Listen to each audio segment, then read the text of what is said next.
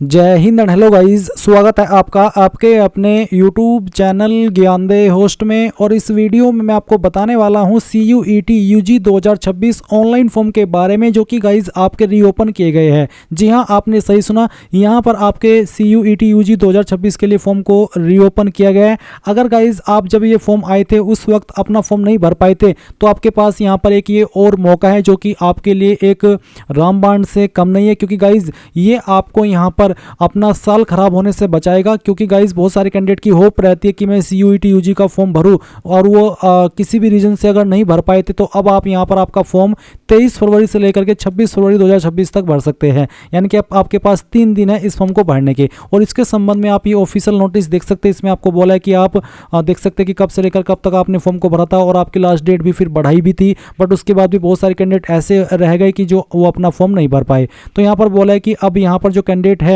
वो अपना फॉर्म 23 फरवरी 2026 आफ्टरनून से लेकर के 26 फरवरी 2026 रात 11:30 बजे तक भर सकते हैं। तो गाइज अब इस मौके का फ़ायदा उठाइए, और अगर आपके संबंध में या फिर आप ये फॉर्म नहीं भर पाए थे और आपको भरना था तो अब आप यहाँ पर भर लीजिए। कैसे भरना है इसके संबंध में आप इस वीडियो को आगे देखते रहिए, आपको अच्छे से सभी जानकारी दी जाएगी। चलिए शुरू करते हैं। फटाफट से वीडियो को लाइक शेयर करके चैनल को सब्सक्राइब कर ले, और जो लिंक वीडियो के डिस्क्रिप्शन में दिया इसको ओपन कर ले। आपको यहाँ पर ये जानने को मिलेगा कि अगर आप यहाँ पर फर्स्ट 3 सब्जेक्ट पर अप्लाई करते हैं तो जनरल कैटेगरी को 1000 रुपये फीस पे करनी होगी, EWS OBC को 900, SC ST PH को 800, और एडिशनल सब्जेक्ट अगर 3 के अलावा आप किसी भी सब्जेक्ट पर अप्लाई करते हैं तो जनरल को 400 रुपये पर सब्जेक्ट, EWS OBC को 375 पर सब्जेक्ट, और SC ST PH को 350 रुपये पर सब्जेक्ट। अप्लाई इसमें 12वीं पास भी कर सकते हो, जो 12वीं में है वो भी अब कर सकते हैं। तो ये सभी इन्फॉर्मेशन आपने यहाँ पर जान ली। अब आप क्या करेंगे, इस मौके का फायदा उठाने के लिए इंपॉर्टेंट लिंक के सेक्शन में आएंगे, अप्लाई ऑनलाइन लिंक ओपन करेंगे, आपके सामने पोर्टल आ जाएगा। मैं आपको बता दूं कि अगर आपने पहले फॉर्म भर लिया था तो अब आप यहाँ पर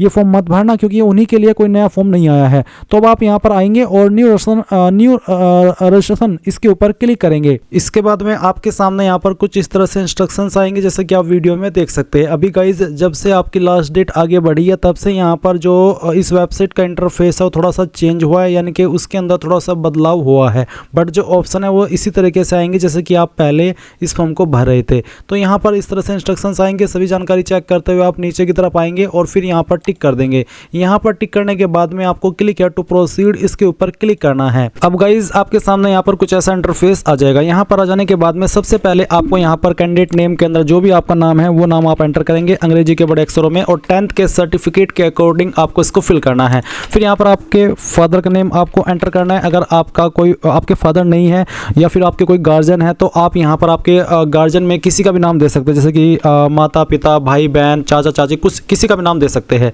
इसके बाद आता है आपका माता का नाम, तो जो भी आपकी माता जी है उनका नाम भी आपको यहाँ पर एंटर कर देना है। और अगर आप यहाँ पर ये फादर नेम भर रहे हैं तो गाइज ये आपको 10th के सर्टिफिकेट के अकॉर्डिंग ही फिल करना होगा। उसके बाद डेट ऑफ बर्थ, तो पहले आप डे सेलेक्ट कीजिए, फिर यहाँ पर आपका मंथ, और उसके बाद में जो भी आपका बर्थ ईयर है वो भी आपको यहाँ पर सेलेक्ट कर लेना है। इसके बाद यहाँ पर आप आपका जेंडर सेलेक्ट कर लेंगे, मेल फीमेल या फिर थर्ड जेंडर। देन यहाँ पर आप देखेंगे आपकी जो इन्फॉर्मेशन अभी आपने ऊपर भरी है वो आपको अगेन यहाँ पर फिल करनी है इसको वेरीफाई करने के लिए। तो यानी कि आप अगेन आपका नाम यहाँ पर डालेंगे, फिर उसके बाद में आपको यहाँ पर आपके फादर का नेम एंटर करना है। देन यहाँ पर आप आपकी माताजी का नाम एंटर करेंगे। उसके बाद आपका जो DOB है वो आप अगेन सेलेक्ट कर लेंगे, जैसे कि मैं अभी आपने ऊपर की तरफ सेलेक्ट किया है। फिर यहाँ पर आपको देखने को मिलेगा जेंडर, तो आप इसको भी डबल सेलेक्ट करके वेरीफाई कर देंगे। अब आता है आपका प्रेजेंट एड्रेस, तो जो भी आपका प्रेजेंट एड्रेस है वो आप यहाँ पर फिल करेंगे, जैसे कि प्रीमिसेस नेम या नंबर, यानी कि घर का नाम या फिर नंबर, साथ ही सब लोकेलिटी। ये वाला ऑप्शन ऑप्शनल है, यानी कि अगर आप इसको खाली छोड़ना चाहे तो छोड़ सकते हैं। फिर आता है लोकेलिटी। अब मैं आपको बता दूं कि अगर आप इन 3 ऑप्शन में कंफ्यूज हो रहे हैं तो जो भी आपका एड्रेस है वो आप कंप्लीट एड्रेस इन 3 लाइन के अंदर एडजस्ट कर दीजिए। उसके बाद आप यहाँ पर आपकी कंट्री सेलेक्ट करेंगे, आपकी जो होम स्टेट है वो आपको सेलेक्ट कर लेनी है। इसके बाद आता है आपका डिस्ट्रिक्ट, तो जो भी आपका डिस्ट्रिक्ट है वो आपको यहाँ पर सेलेक्ट कर लेना है। एंड देन जो आपका पिन कोड है वो भी आपको यहाँ पर एंटर कर देना है। नीचे आती है आपकी इलेक्ट्रॉनिक कम्युनिकेशन एड्रेस की इन्फॉर्मेशन, जहाँ पर आप आपकी ईमेल आईडी डालेंगे, उसको दोबारा डाल करके वेरीफाई करेंगे, अपना नंबर डालेंगे, नंबर को दोबारा डाल करके वेरीफाई कर देंगे। फिर यहाँ पर अल्टरनेट कॉन्टैक्ट नंबर के अंदर कोई अन्य नंबर आप देना चाहते तो आप दे सकते हैं, नहीं तो आप चाहते इस ऑप्शन को खाली छोड़ सकते हैं। अब आता है आपका परमानेंट एड्रेस। अभी जो आपने ऊपर प्रेजेंट एड्रेस भरा है अगर वो और परमानेंट एड्रेस वो एक ही है, अलग अलग नहीं है, तो आप इस बॉक्स को टिक कर देंगे। बट अगर वो एड्रेस अलग है, प्रेजेंट वाला और परमानेंट वाला अलग है, तो अनटिक करके अलग से परमानेंट एड्रेस फिल कर देंगे। इसके बाद है चूज पासवर्ड, यानी कि आपको एक पासवर्ड बनाना है। पासवर्ड आपका कैसा हो उसका आप डेमो देख लीजिए। पासवर्ड के अंदर इंग्लिश का कैपिटल लेटर और इसके अलावा यहाँ पर उसमें एक स्मॉल लेटर होना चाहिए, एक स्पेशल कैरेक्टर और साथ ही डिजिट, कुछ इस तरह का पासवर्ड आपको बनाना है। उसको दोबारा डाल करके वेरीफाई करना है एंड देन यहाँ पर एक सिक्योरिटी क्वेश्चन आप सिलेक्ट कर लेंगे। जो भी सिक्योरिटी क्वेश्चन आप सिलेक्ट कर रहे हैं उसका आंसर आपको अपनी मर्जी से यहाँ पर डाल देना है और जो भी आप आंसर डाल रहे हैं ये आपको याद रखना है। ये आपको तब काम आता है जब आप आपका पासवर्ड भूल जाते हैं और आप उसको रिकवर करते, तो ऐसे में आपको सिक्योरिटी क्वेश्चन को सिलेक्ट करके यही वाला आंसर देना होता है जो भी आप अपनी मर्जी से यहाँ पर बना रहे हैं। अब आप ये कैप्चा कोड डालेंगे, सभी जानकारी को चेक करते हुए सबमिट के ऊपर क्लिक करेंगे। अब आपके सामने यहाँ पर इस तरह से रिव्यू पेज आएगा। रिव्यू पेज से मतलब है कि जो इन्फॉर्मेशन अभी आपने भरी है वो आपके सामने, आप इन इन्फॉर्मेशन को डबल चेक करेंगे। ऊपर की तरफ जब आप स्क्रॉल करेंगे तो जो इन्फॉर्मेशन अभी आपने भरी है वो सभी आप देख सकते हैं। आपको एक स्पेलिंग अच्छे से चेक करनी है और जब आपको लगे कि सभी इन्फॉर्मेशन सही है तो आप यहाँ पर जैसे कि my name, father guardian name, mother guardian name, DOB, gender, address and then mobile number और फिर ईमेल आईडी, इन सभी के ऊपर टिक कर देंगे। इनके ऊपर टिक करने का मतलब भी यही है कि हाँ आपने इन्फॉर्मेशन को डबल चेक कर लिया है और आपके अकॉर्डिंग ये सभी इन्फॉर्मेशन सही है। आप इनमें से कोई भी जानकारी बाद में एडिट करना नहीं चाहेंगे। अब आप आई एग्री इसके ऊपर क्लिक कीजिए और submit and send OTP to verify mobile number इसके ऊपर क्लिक करके यहाँ से यस कर दीजिए। यस करने के बाद में आपके सामने कुछ ऐसा इंटरफेस आएगा और बेसिकली आपको आपके नंबर के ऊपर एक OTP सेंड किया जाएगा। आपको जो OTP मिला है वो OTP आप यहाँ पर डालेंगे और इस OTP को डालने के बाद में आप यहाँ पर नीचे सबमिट राशन फॉर्म इसके ऊपर क्लिक कर देंगे। इसके बाद आप यहाँ पर देखेंगे कि आपका जो राशन है वो हो चुका है। अभी आप यहाँ पर फॉर्म कंप्लीट करने से पहले या फिर फॉर्म को कंप्लीट करने के लिए जाने से पहले अपनी ईमेल आईडी वेरीफाई कर लीजिए। इसके लिए आप यहाँ पर लेफ्ट साइड में वेरीफाई मोबाइल नंबर के नीचे देखेंगे वेरीफाई ईमेल आईडी, आप इसके ऊपर क्लिक कीजिए। फिर जो कैप्चा कोड आपके सामने आ रहा है ये कैप्चा कोड आपको यहाँ पर एंटर करना है और इसको एंटर करने के बाद सबमिट एंड गेट OTP इसके ऊपर क्लिक करना है। अब आपके सामने यहाँ पर इस तरह का इंटरफेस आएगा और बेसिकली आपको आपकी ईमेल के ऊपर एक OTP सेंड किया है वो आप यहाँ पर डालिए और वेरीफाई के ऊपर क्लिक करके इसको वेरीफाई कर दीजिए। अब आपका OTP वेरीफाई हो चुका है। अब आप यहाँ पर कंप्लीट एप्लीकेशन फॉर्म इसके ऊपर क्लिक करेंगे। कॉन्टैक्ट डिटेल कंप्लीट है, बाकी की पर्सनल डिटेल अभी आपको कंप्लीट करनी है तो आप इस सेक्शन के ऊपर क्लिक करेंगे। यहाँ पर कुछ जानकारी भरी हुई है और कुछ जानकारी आपको भरनी है, जैसे कि नेशनलिटी के अंदर आप इंडियन सेलेक्ट कर लेंगे अगर आप इंडियन है। अगर आप इंडियन के अलावा OCI है या फिर नॉन रेसिडेंट इंडियन है तो ये भी आप ऑप्शन सेलेक्ट कर सकते हैं। फिर आता है आपका स्टेट ऑफ डोमिसाइल, यानी कि कौन से स्टेट के आप निवासी है वो स्टेट आपको यहाँ पर सेलेक्ट कर लेनी है। इसके बाद आती है कैटेगरी, तो जो भी आपकी कास्ट कैटेगरी है वो आपको सेलेक्ट करनी है। अगर आप OBC है तो OBC, SC ST है तो SC ST, तो जो भी है वो आप सिलेक्ट कर लेना। उसके बाद उस कैटेगरी को दोबारा सिलेक्ट करके वेरीफाई कर देना और फिर आपसे पूछेगी कि आपके पास किसी अधिकृत सरकारी कार्यालय द्वारा जारी किया गया मान्य और सक्रिय श्रेणी प्रमाण पत्र है। अगर है तो यस और अगर नहीं है तो no, I have applied but awaiting the certificate. अगर है तो यस कर देना। यस करने पर आपको फिर यहाँ पर कैटेगरी सर्टिफिकेट ID नंबर देना होगा, साथ ही कैटेगरी सर्टिफिकेट इशू डेट, उसके अलावा श्रेणी प्रमाण पत्र जारी करने वाले प्राधिकारी का नाम। अब क्योंकि ये जो एग्जामिनेशन फॉर्म है ये आपका सेंट्रल लेवल का है तो जो आपका कास्ट सर्टिफिकेट है उस सेंटर का ही बना होना चाहिए। अभी जो आप वीडियो में देख सकते हैं ये कास्ट सर्टिफिकेट है और OBC का ही है और सेंट्रल का ही बना हुआ है, जैसे कि आप वीडियो में देख सकते हैं। तो कहाँ से आपको क्या इन्फॉर्मेशन फॉर्म के अंदर डालनी है वो आप समझ लीजिए। इसमें एक है आवेदन क्रमांक और एक तरफ है प्रमाण पत्र क्रमांक और यहाँ पर जो आपसे मांगा है कैटेगरी सर्टिफिकेट नंबर, तो गाइज आपसे यहाँ पर प्रमाण पत्र नंबर मांगा है तो आपको जो यहाँ पर प्रमाण पत्र क्रमांक के सामने नंबर दिया गया वो नंबर यहाँ पर लिखना होगा। फिर गाइज यहाँ पर नीचे आता है श्रेणी प्रमाण पत्र जारी करने की तिथि, तो किस डेट में जारी हुआ है तो वो डेट आपको यहाँ पर देखने को मिल जाएगी राइट साइड में ऊपर की तरफ, जो कि आप यहाँ पर देख भी सकते हो। डेट आपको यहाँ पर मेंशन कर देनी है। उसके बाद आता है श्रेणी प्रमाण पत्र जारी करने वाले प्राधिकारी का नाम, यानी कि कौन सी पोस्ट के अधिकारी ने इसको जारी किया है। तो आपका ये जो कास्ट सर्टिफिकेट है ये आपको नीचे की तरफ देखना है और उसमें आप देखेंगे सक्षम अधिकारी और फिर स्लैश लिख करके लिखा है तहसीलदार। आपको आपका कास्ट सर्टिफिकेट चेक करना है और यहाँ पर जिसका भी नाम लिखा है वही आपको यहाँ पर इसमें बताना होगा। तो जैसे कि इसमें तहसीलदार लिखा है तो मैं यहाँ पर तहसीलदार ही टाइप कर देता हूँ। फिर आता है आपसे पूछा है बेसिकली क्या आपको मधुमेह रोग है, यानी कि आप डायबिटिक है। अगर है तो यस, नहीं तो आप नो कर देंगे। फिर पूछा है निवास की जगह, प्लेस ऑफ रेसिडेंस, अर्बन या रूरल। अर्बन मीन्स शहरी और रूरल मीन्स ग्रामीण, तो जो भी है वो आप यहाँ पर सिलेक्ट कर लेना। उसके बाद आपकी परिवार की एनुअल इनकम कितनी है उसकी एक रेंज आप यहाँ से सिलेक्ट कर लीजिएगा। फिर पूछा कि क्या आप अल्पसंख्यक है, यानी कि जो अल्पसंख्यक समुदाय होते हैं आप उनसे आते हैं। अगर आते हैं तो यस, और यस करने के बाद में आपको बताना होगा कि आपकी रिलीजियस माइनॉरिटी कम्युनिटी कौन सी है। जो भी है इनमें से वो आप सिलेक्ट कर लेना। फिर रक्षा कार्मिक भूतपूर्व सैनिकों के प्रतिपालित अगर आप है तो यस कर देना, नहीं तो यहाँ पर भी आप नो करेंगे।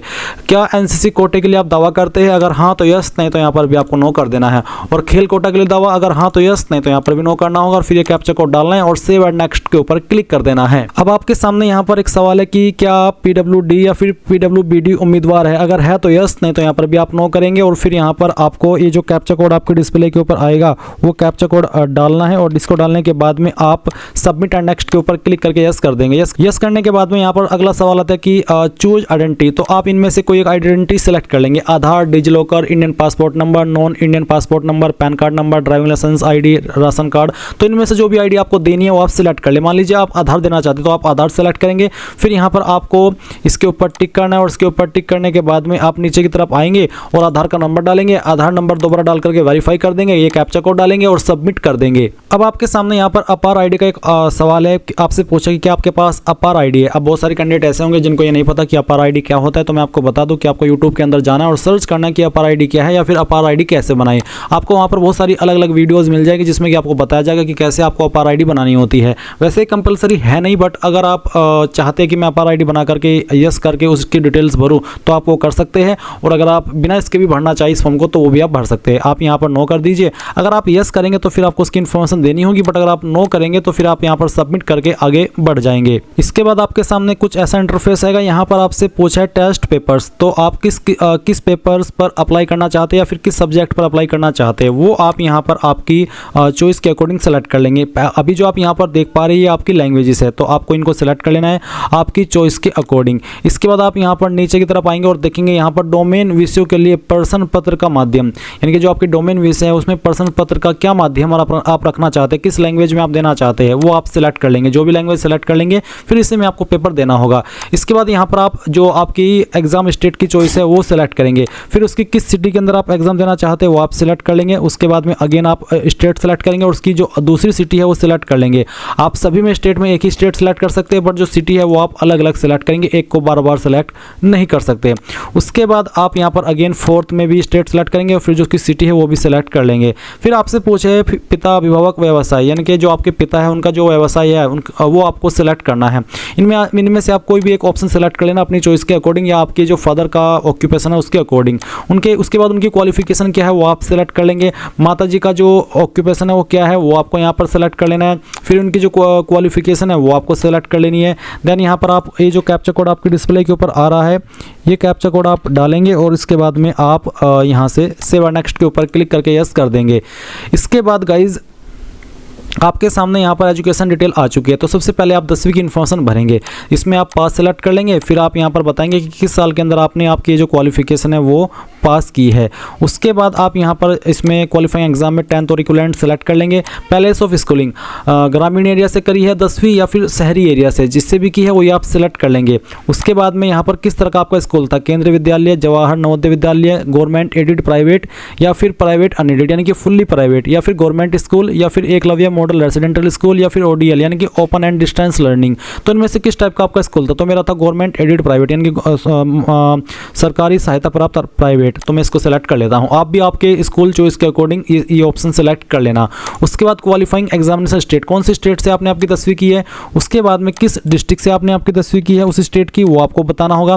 फिर आपको यहाँ पर स्कूल बोर्ड यानी कि आपका 10वीं का बोर्ड क्या था वो आप सेलेक्ट कर लेंगे। उसके बाद में रिजल्ट मोड क्या था, परसेंटेज, सीजीपीए या फिर अदर। मेरा परसेंटेज है तो मैं परसेंटेज सेलेक्ट कर लेता हूं। तो टोटल नंबर आपके कितने थे वो यहाँ पर आप डाल देंगे, उसमें से कितने नंबर आए थे वो यहाँ पर डालेंगे, परसेंटेज आपकी आ जाएगी। फिर है पंजीकरण संख्या, नामांकन संख्या या फिर रोल नंबर, तो जो आपका 10वीं का रोल नंबर था वो भी आपको यहाँ पर एंटर कर देना है। उसके बाद college school name and address, तो कौन से स्कूल कॉलेज से आपने जो आपकी 10वीं है वो की थी वो आपको यहाँ पर एंटर कर देना है। मैं आपको डेमो के लिए फिल करके दिखा रहा हूँ। आपको यहाँ पर स्कूल का नेम और एड्रेस दोनों चीज़ डालनी होगी। फिर स्कूल का जो पिन कोड है वो भी आपको यहाँ पर डाल देना है। अब बहुत सारे कैंडिडेट इस सवाल में कंफ्यूज हो जाते हैं कि स्कूल कॉलेज का पिन कोड क्या होता है। तो मैं आपको बता दूँ कि जिस जगह पर आपका स्कूल स्थित है, कॉलेज स्थित है, उस जगह का जो पिन कोड होता है वही आपका स्कूल कॉलेज का पिन कोड होता है। जैसे कि मैं सहारनपुर से हूँ और मेरा स्कूल भी सहारनपुर के अंदर था, तो जो सहारनपुर का पिन कोड है वो 247001 है, तो ऑटोमेटिकली मेरे स्कूल कॉलेज का पिन कोड भी 247001 हुआ। तो एरिया का जो पिन कोड होता है वही आपका स्कूल कॉलेज का पिन कोड होता है जहां पर आपका स्कूल कॉलेज स्थित है। अब आपको 12वीं की इन्फॉर्मेशन देनी है।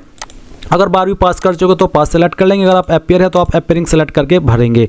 अगर आप अपियरिंग है तो फिर आपको यहाँ पर रिजल्ट मोड और पंजीकरण संख्या इसकी जानकारी देने की आवश्यकता नहीं पड़ेगी, और अगर आप पास है तो फिर आपको इन सभी की जानकारी देनी पड़ेगी, जैसे कि अभी आपने 10वीं की भरी है। इसमें आपको ये भी बताना होगा कि किस साल के अंदर आपने पास किया है। फिर यहाँ पर इसमें क्वालिफाइंग एग्जाम 12th या फिर हायर सेकेंडरी 3 ईयर कोर्स, यानी कि अगर आपने 10वीं के बाद में डिप्लोमा किया है तो आप इसको सेलेक्ट करेंगे, अगर आपने 12वीं की है तो आप इसको सेलेक्ट कर लेंगे। उसके बाद में पैलेस ऑफ स्कूलिंग आप सेलेक्ट करेंगे, कॉलेज किस टाइप का था, स्कूल किस टाइप का था, वो आपको सेलेक्ट कर लेना है।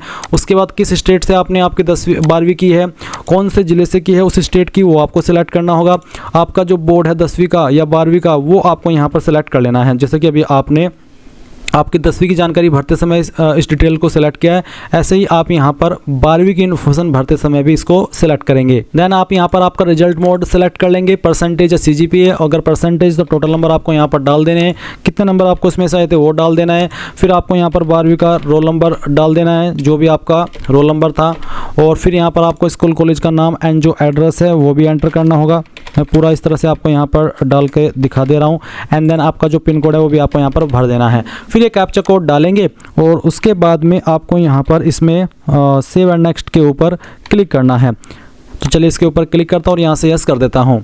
इसके बाद आपके सामने आता है अतिरिक्त जानकारियाँ, जिसमें कि पूछा कि क्या आप जुड़वा है और दोनों CUET UG 2026 के लिए आवेदन कर रहे हैं, अगर हाँ तो यस, नहीं तो आप नो कर देंगे। फिर अगेन ये जो कैप्चा कोड है आपके सामने, इसको आप यहाँ पर डालेंगे और ये डालने के बाद में आपको सेव और नेक्स्ट के ऊपर क्लिक करके यहाँ से यस कर देना है। अब आता है इमरजेंसी कॉन्टैक्ट डिटेल, तो इसमें आपको यहाँ पर कंट्री कोड में पहले इंडिया सेलेक्ट कर लेना है, फिर यहाँ पर मोबाइल नंबर डालना है, ईमेल एड्रेस डालना है, एक कैप्चा कोड डालना है और गेट OTP इसके ऊपर क्लिक करना है। इसके बाद आपके सामने कुछ ऐसा इंटरफेस आएगा जहाँ पर बेसिकली आपको OTP वेरीफाई करने के विकल्प दिए गए हैं। आपके नंबर और ईमेल दोनों पर OTP सेंड किया है, आप यहाँ पर पहले मोबाइल वाला और फिर ईमेल वाला OTP डाल दीजिए और वेरीफाई एंड नेक्स्ट के ऊपर क्लिक कर दीजिए।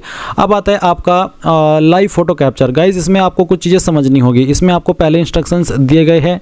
आपको यहाँ पर ये बोला जा रहा है कि जिस डिवाइस से आप आवेदन फॉर्म भर रहे हैं उससे वेबकैम कनेक्ट करें और लाइव कैमरा बॉक्स में आपकी लाइव इमेज दिखाई देगी, जैसे कि आप यहाँ पर अभी देख भी पा रहे हैं, जो कि मैंने हाइड करके रखा है। इसमें बोला कि हल्के रंग की पृष्ठभूमि, उचित रोशनी और 80% चेहरा कानों सहित बिना मास्क स्पष्ट रूप से दिखाई दे, यह सुनिश्चित करें। और इसमें जो आपको फोटो अपलोड करना है उसमें बोला कि क्लिक अपलोड फोटोग्राफ, फिर उसको सेव करना है। अगर सही से ना आए तो आपको रिटेक कर लेना है।